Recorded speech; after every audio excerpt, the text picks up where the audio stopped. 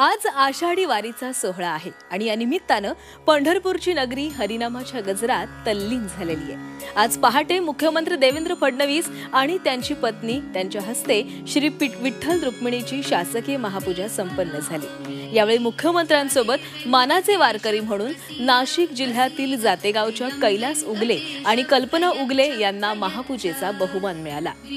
आजी सोनियाचा दिनू वर्षे अमृताचा घनो या उक्तीप्रमाणे वारकऱ्यांसाठी आज महत्त्वाचा दिवस आहे, कारण आज आषाढी वारीचा सोहळा साजरा होतोय। दरवर्षी लाखो वारकरी या सोहळ्याची आतुरतेने वाट पाहत असतात। आज चंद्रभागेच्या तीरावर वारकऱ्यांचा सोहळा भरलेला आहे। वारकरी हरिनामाच्या गजरात तल्लीन झालेले आहेत। 28 विटेवरी उभा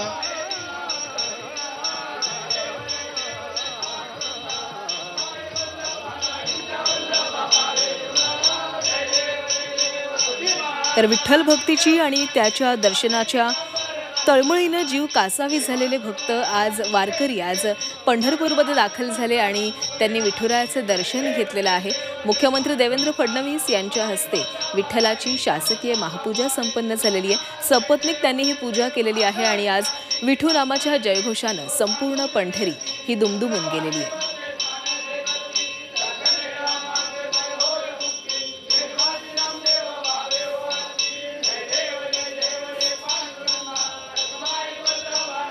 विठ्ठल रुक्माई हे आपलं आराध्य दैवत, या आराध्य दैवताच्या या आजच्या अतिशय महत्त्वाच्या दिवशी आपल्या सर्वांना मी मनापासून शुभेच्छा देतो।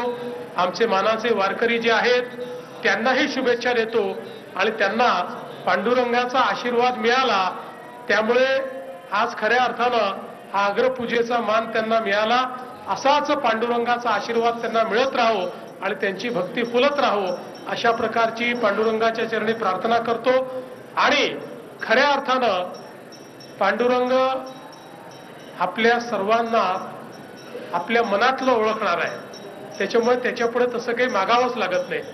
पण तरी देखील पांडुरंगाला एकच मागणं आहे की आपल्या महाराष्ट्रापुढची सर्व संकट दूर करण्याची शक्ती ही पांडुरंगाने आपल्याला द्यावी, आपल्याला सगळ्यांना सतमार्गाने चालण्याची या ठिकाणी सुबुद्धी ही पांडुरंगाने द्यावी आणि विशेषतः आपल्या बळीराजाला सुखी समाधानी करण्याकरता या ठिकाणी पांडुरंगाने आशीर्वाद द्यावा, अशा प्रकारची पांडुरंगाच्या चरणी मी प्रार्थना करतो।